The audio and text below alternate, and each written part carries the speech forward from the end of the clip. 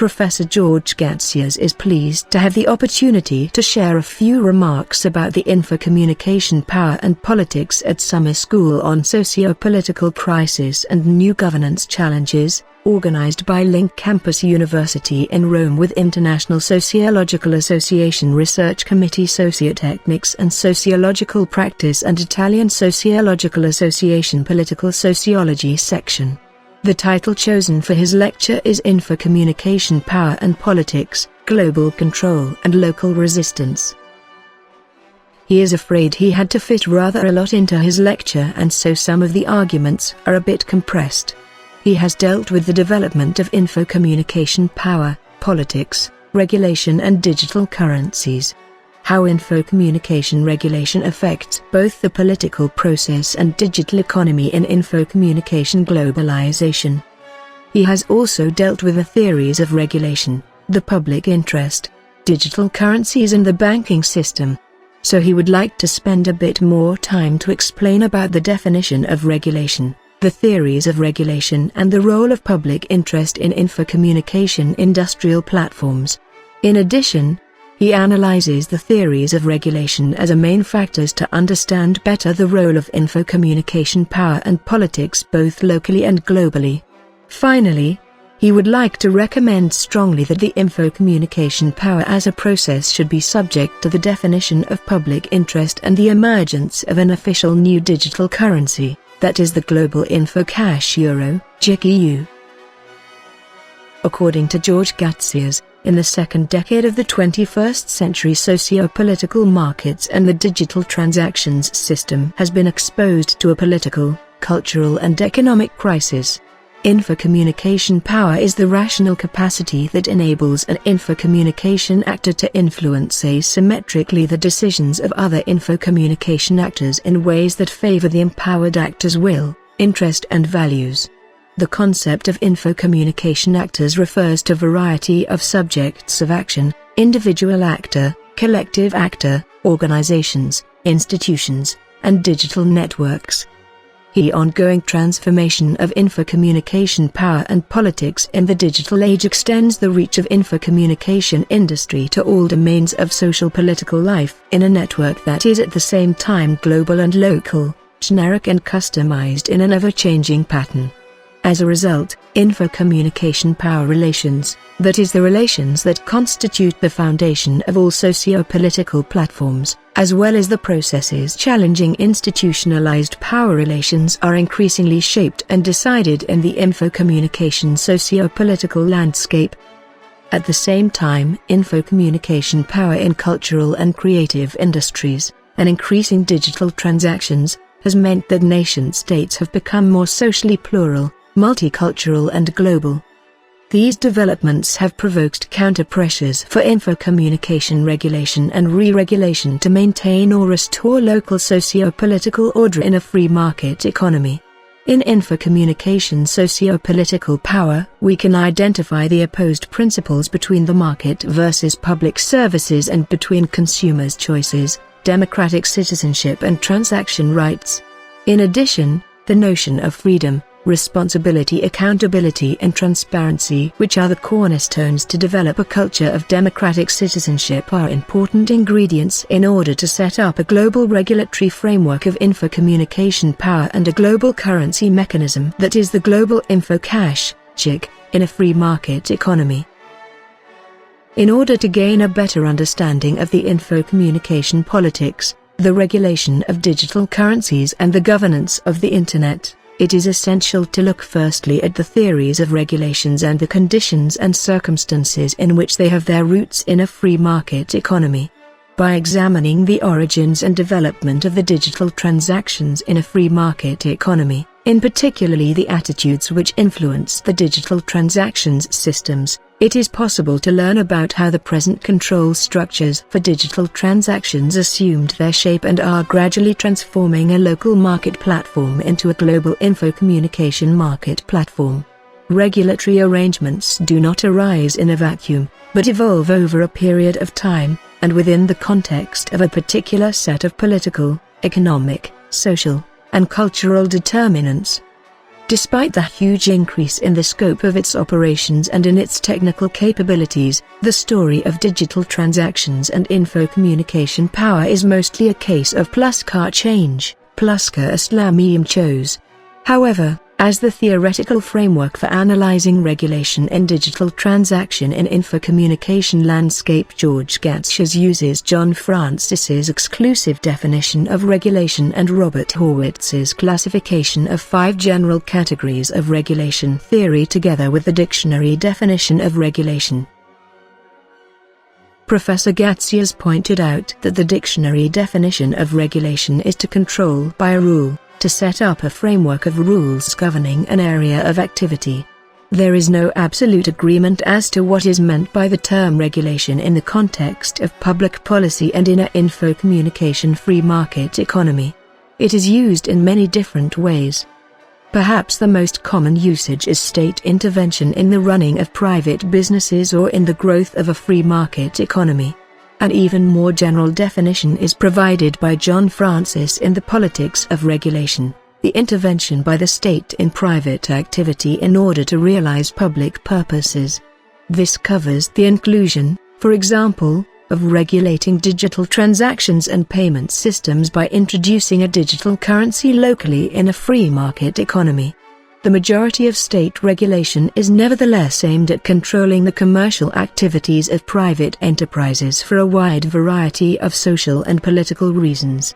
These reasons may or may not be justifiable, but at least the state in a democracy should come up with some fairly good justifications for interfering in digital currency affairs or in info communication politics, or regulation will just be evaded or ignored.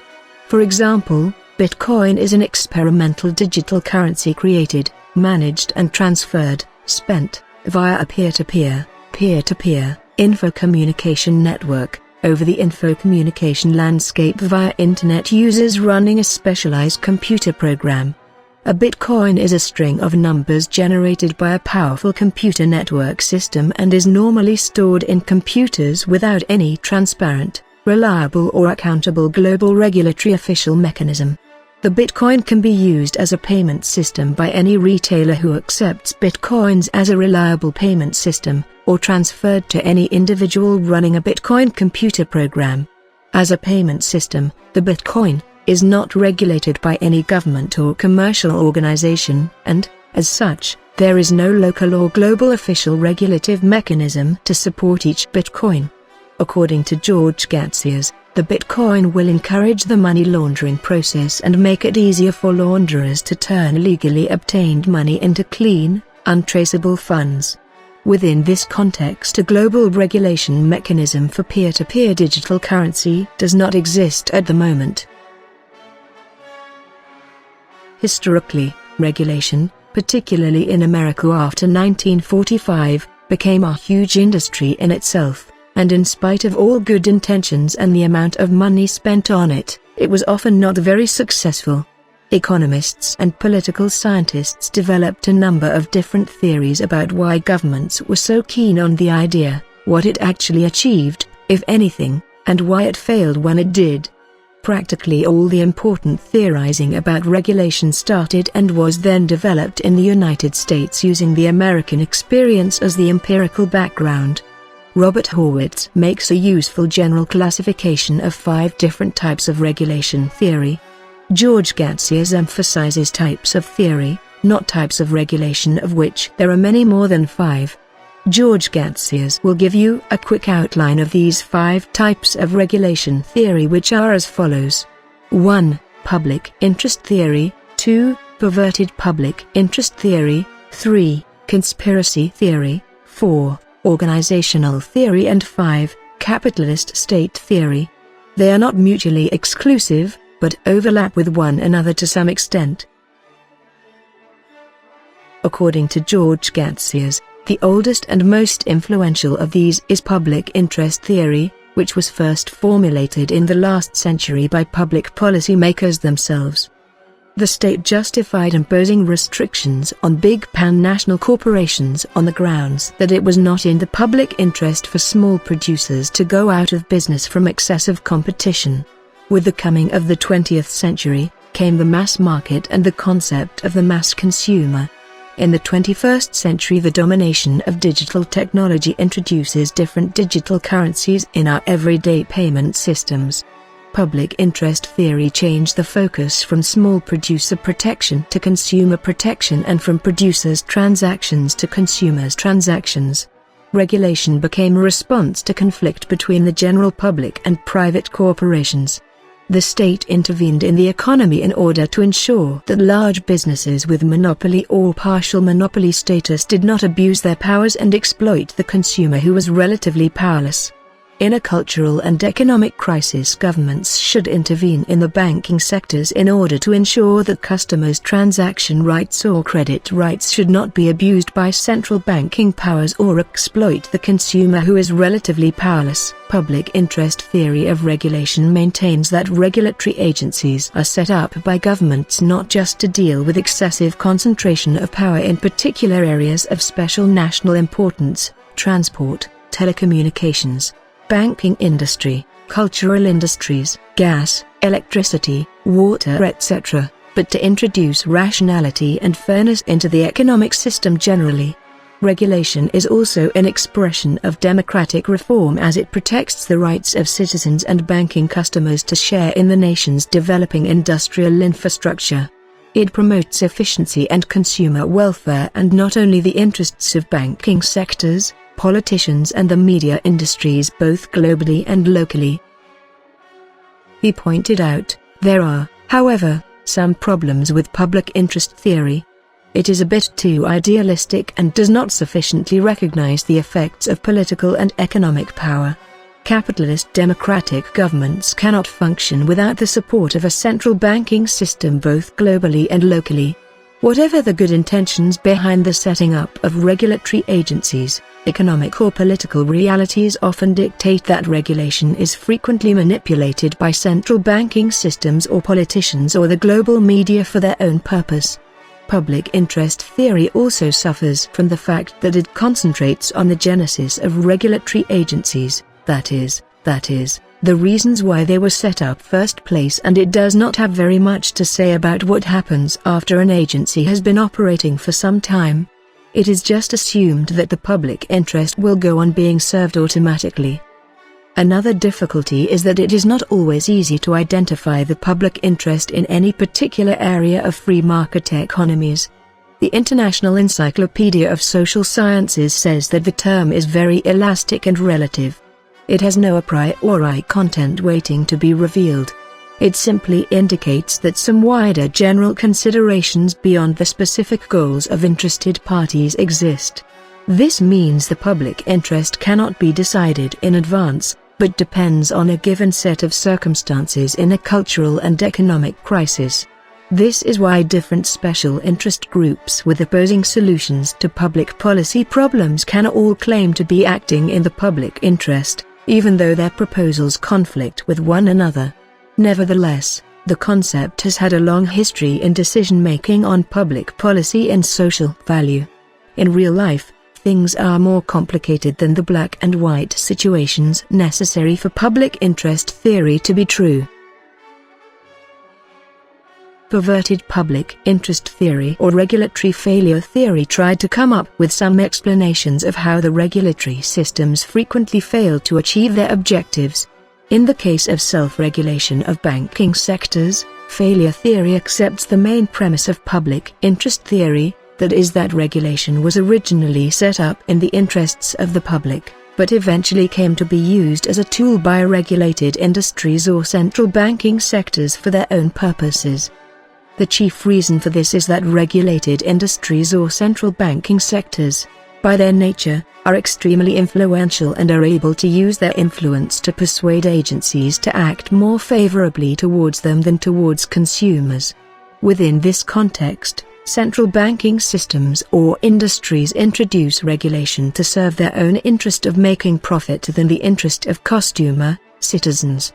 For example, recent austerity measures in Greece and the emergency haircut that was imposed on deposits accounts in Cyprus is the evidence that the central banking system introduces regulation to serve their own interest. One of the problems with regulation, especially banking regulations such as monetary or market regulation, is that it is impossible for legislation to do more than state general guidelines. Otherwise the system would be too inflexible to be able to adapt to so many different contexts and situations of use, which are always changing.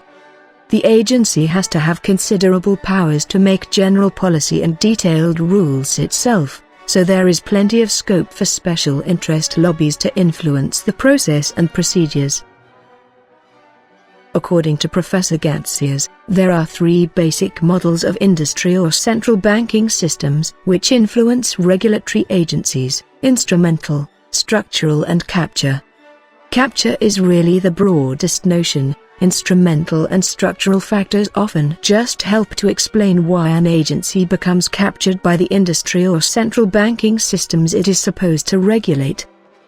The instrumental model focuses on the role of individuals in the regulatory agency, in industry and central banking systems. People employed in agencies often used to work in the regulated industry or the central banking systems and have gone over to the regulation side because they have the necessary knowledge and expertise. They share the same social, economic and educational background and the same attitudes to business and banking institutions, which makes them sympathetic to a central banking system's or industry's point of view and not the consumer's. If there is too close a relationship between regulators and the regulated, it makes it less likely that the regulator will be able to make the necessary tough decisions required. It will probably be inclined to ignore breaches of the rules and only introduce rules that don't interfere with the central banking system's or industry's ability to make profits.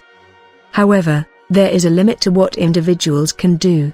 Structural factors, such as the way in which agencies are constituted, their relations with the state and other institutions, their institutional remits and the amount of authority and level of resources they have, limit the options available to individuals.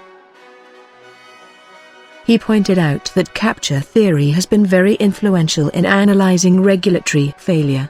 There are various versions of it, but basically capture theory explains the failure of regulation to work in practice by the fact that the agency becomes captured by a central banking system which they regulate. The economic and political power of the central banking system or industry is stronger than that of the agency, and regulatory objectives are dominated by the central banking system or industry objectives. A combination of instrumental and structural factors contributes to agency capture. So, once an agency or the political parties has been captured, it stops working for the consumer and starts working for the central banking system or industry. The best account of capture theory is Bernstein's Regulation of Business by Independent Commission, which is based on the American experience. He sees regulatory agencies in terms of a life cycle, enthusiastic in their youth, with staff willing to take an adversarial approach to the central banking system or industry and to be vigorous in promoting the rights of consumers before the cultural and economic crisis. But after they have been operating for some time, as they enter middle age, they lose their creativity and become increasingly bureaucratic until in old age the system becomes hopelessly inflexible and regulatory function breaks down under the weight of rules and regulations, and they give up. Conspiracy theories go much further than regulatory failure theories. They do not accept that regulation is set up in the public interest at all, but rather that it is actively pursued by central banking systems or industry. It is not only consumers who suffer from the inherent chaos and instability of the free market, but businesses and central banking systems as well. For example, the digital currencies that is Bitcoin is likely to create chaos in central banking systems both globally and locally. Businesses have always tried to strengthen its position by mergers and by concentration of ownership, which, among other things, gives economies of scale. Digital currencies and the digitization of central banking systems are likely to create chaos in self-regulatory, monetary systems by challenging the traditional national or regional currency systems of paper money. But only the state or the central banking system has sufficient power globally to control the effects of market forces, and conspiracy theory sees regulation as a political institution designed from the start by the state, at the request of the central banking system or industry, to regulate the market for the sake of protecting business and traditional banking systems, rather than the consumer. Regulation, although it is supposed to restrict the power of monopolies and the central banking system's abuse of power, often acts as a means of cartel management. In particular, it facilitates the concentration of power, by controlling entry to the market and limiting competition, such as the European Central Bank Regulative Mechanism, which is going to be an active regulative mechanism at European regional level in recent crises. The European Central Bank Regulative Mechanism of the traditional banking sectors in the EU are likely to favor the centralized banking system's interest, and keep potential competitors out of banking markets. For example, in the case of digital currencies, the lack of regulation on Bitcoin was an incompetence on the part of European governments because the existing banking system and European leaders ignore the role of digital currencies in destabilizing the central banking system. The regulative model of the central banking system, which benefited from European centralized regulation, did not actually exist at the time when the regulatory mechanism at European level was set up. Conspiracy theory focuses on the closeness of big business interests to the political machine, and the effects of economic power on governments. It tends to be a bit one-sided, however, downgrading the state as an acting member of the EU while exaggerating the extent to which it can be used as a vehicle for special interest groups in the banking sector, at least in European countries, in particular Germany and Britain, which have strong central banking systems and two different currencies in the same European market.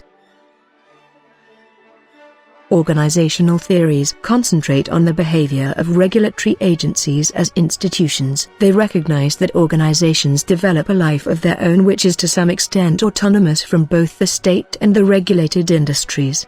The behavior of agencies cannot be completely explained in terms of their stated goals and purposes.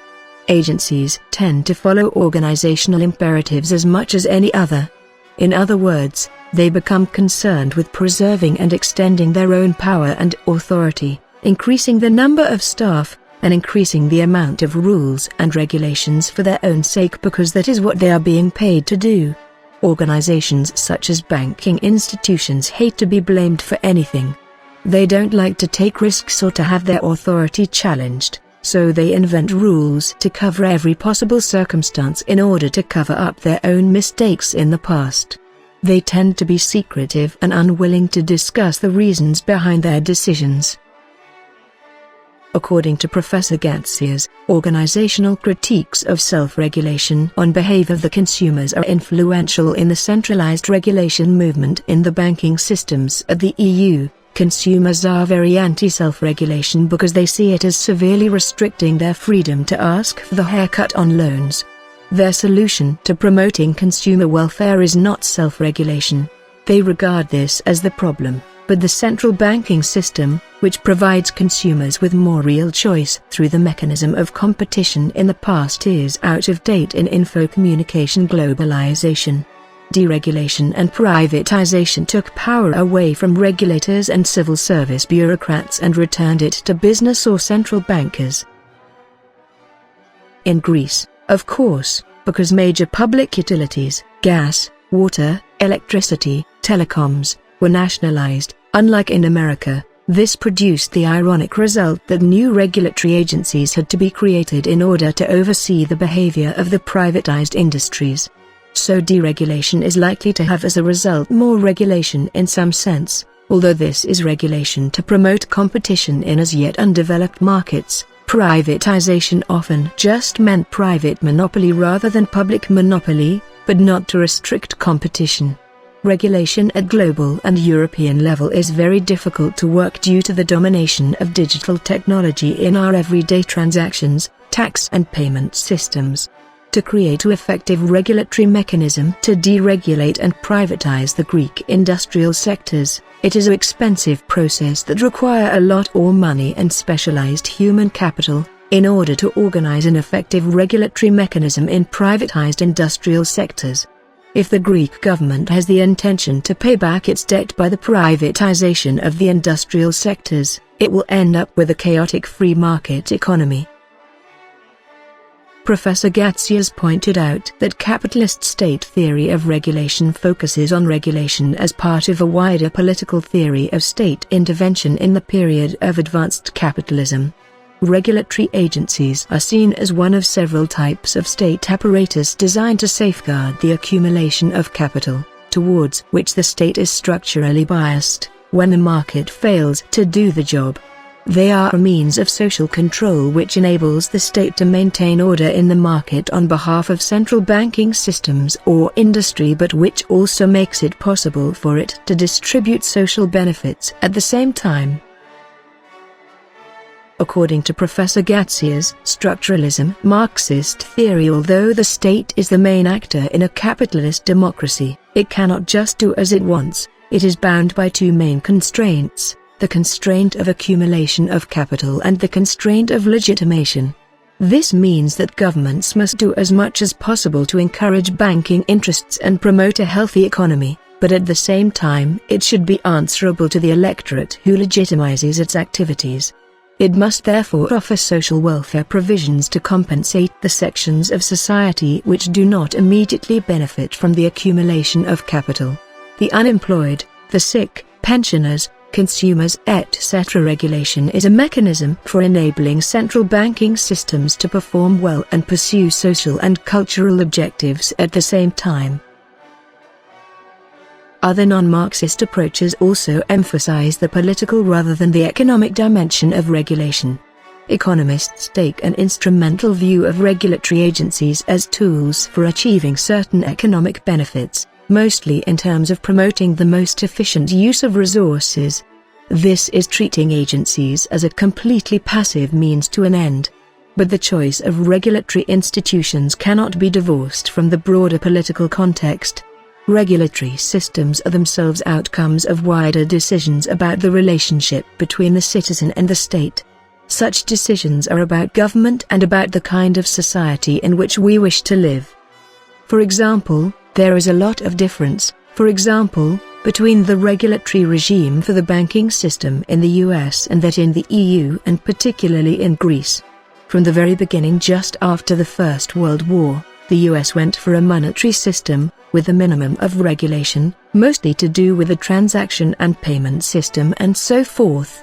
There were no specific central banking requirements. The self-regulatory agencies for monetary policy only had a very general obligation to regulate in the public interest.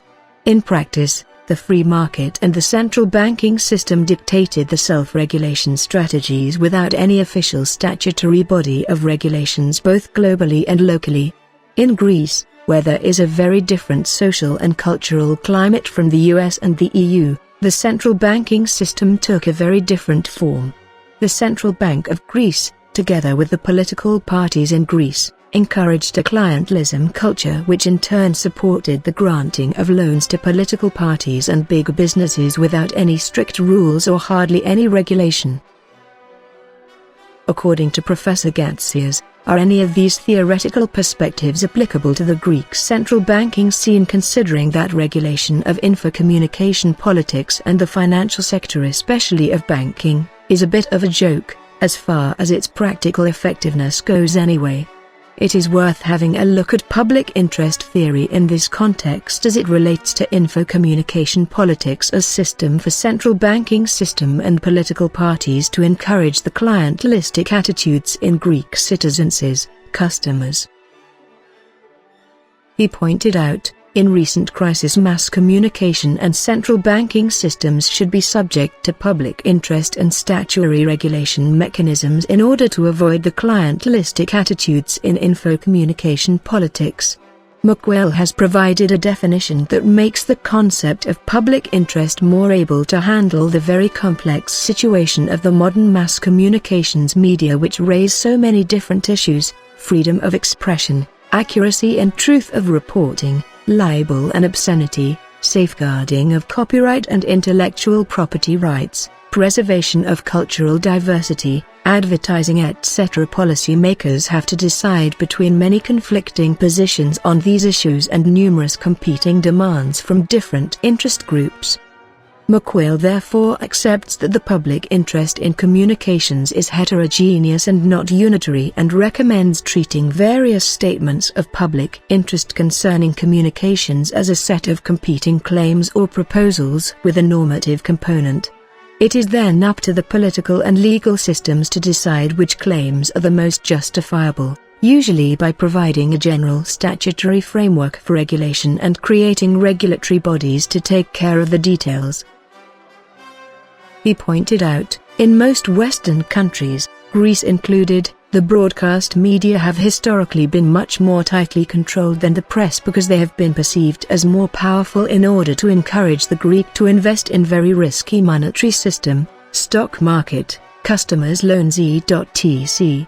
The press tends to be controlled under the law of the land on libel, defamation, obscenity and so on, though these vary in strictness from country, and even when not under dictatorship, Greece has had some pretty draconian press laws. Countries often have press codes and complaints bodies which are a form of self-regulation, but they do not have legal backing. Greece has had various press codes. Such codes were always claimed to be in the public interest but were in fact highly political and concerned mainly with preventing criticism of whichever government was in power. Since freedom of expression exercised with responsibility is a fundamental democratic right which can never be claimed to be against the public interest, government regulation of the press in Greece, even by so-called voluntary codes, has seldom been genuinely in the public interest, either in its motivation or its operation. Within this context, the banking system manages to manipulate the press system and broadcasting system which advertise its financial products and services without any specific restrictions in order to protect the consumers. He also pointed out that the case of broadcasting is a bit more complex. Licensing has always been the primary mechanism for the enforcement of regulation of the broadcast media, and Article 10(1) of the European Convention on Human Rights, which guarantees the right to freedom of expression, also permits nations to retain licensing systems for cinema, radio and television. This recognizes that there are technical and social reasons for some kind of direct state control over the broadcast media in the general interest. This is the term used by the European Court of Justice in interpreting the Convention, which is not incompatible with the right to freedom of expression and information. So Greek government regulation of broadcasting was not necessarily in principle against the public interest. Some Western European countries had public service broadcasting systems only until the early 1980s. The UK waited until 1973 before starting limited private radio. But as Professor Gatsias have mentioned in his previous books, the main motivation behind any Greek government's attempts to regulate broadcasting was party political, that is, in order to control the media for purely selfish purposes. There was rarely even a genuine desire to use regulation to provide the highest standard of broadcasting service, according to objective broadcasting criteria, not political criteria, for the benefit of Greek audiences. According to George Gatsias, the political motivation behind PASOK's reluctance to introduce deregulation in the 1980s completely destroyed the opportunity to create a new regulatory framework from a position of strength which might have taken into account some of the public interest claims such as range, quality and diversity of programming, technical standards and freedom from waveband, interference, impartiality of news coverage, media ownership issues, effective control of the amount and content of advertising etc. Instead, PASOK waited until it was too late to do anything but try desperately to limit the damage. It is much more difficult to impose regulation once a completely unregulated situation has become established. The regulatory mechanisms that were set up, supposedly to provide a better broadcasting service, were completely ineffective. It is almost pointless to talk about the earlier ERT regulatory bodies and the National Broadcasting Council as failing to regulate, as they had no chance of succeeding in the first place. They were structurally completely dependent on the political system, individually staffed mainly by political appointees and non-broadcasting interests. Any independent actions they tried to take were undermined by the state. Capture is also fairly meaningless in the Greek context.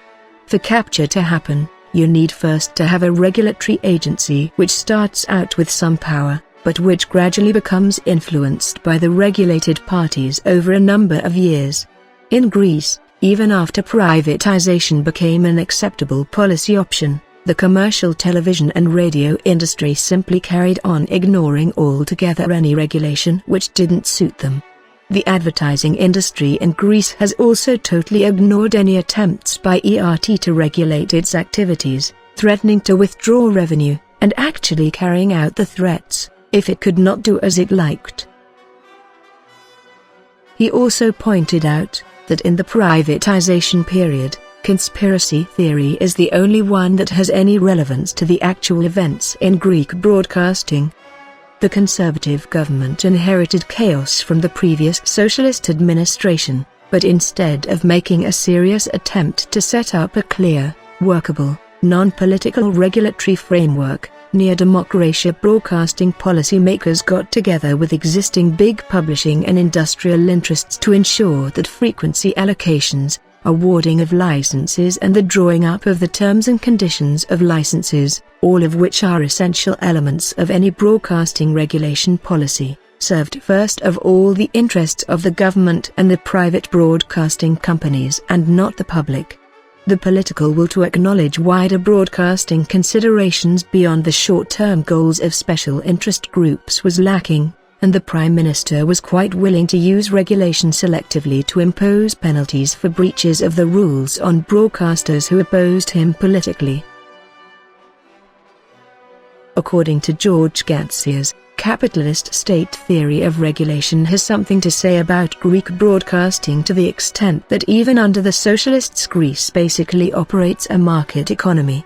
During the PASOK administration of the 1980s, the government concentrated on legitimizing its activities and gaining political support through social programs rather than through the accumulation of capital, as Margaret Thatcher did in the UK, for example. Privatization of broadcasting was a chaotic and badly planned attempt to introduce capital accumulation, that is the free market, into an area previously controlled by the state. The relations between the political system, the central banking system in general and the mass communications media in Greece have already been discussed, and regulation as a political institution is not in any real sense an expression of the kind of society in which citizens of Greece would wish to live, but just another mechanism of infocommunication state power and increasingly nowadays business and central banking systems power. For example, a global control and local resistance case in infocommunication power and politics is the case of closing down ERT broadcasting channels. ERT as a public service broadcasting channel was closed down in 2013 due to austerity measures by global economic forces and to European monetary policy pressures. In 2015, a public service broadcasting channels ERT are open again to broadcast their program due to the Greek government new legislation, local resistance against global control. However, ERT broadcasting channels together with the technical legal private channels and their digital broadcasting platform are facing serious financial difficulties at the time the Greek government is still negotiating with other European institutions about the future of European Union and the Greek humanitarian crisis. One main conclusion that arises from Professor Gatsias' lecture on infocommunication power and politics, global control and local resistance is that European institutions should consider seriously the above analysis of public interest in the role or infocommunication regulatory mechanisms in order to decide to introduce an alternative official European digital currency, that is the global info-cash euro, GKEU, in recent political, economic, social and cultural crisis. Infocommunication power is the most fundamental process in introducing the digital tax payment, transactions culture, since an official digital currency that is the GKEU is defined around public interest principles, global regulation mechanism, values and institutions, and what is valued and institutionalized is defined by infocommunication power relationship in digital economy.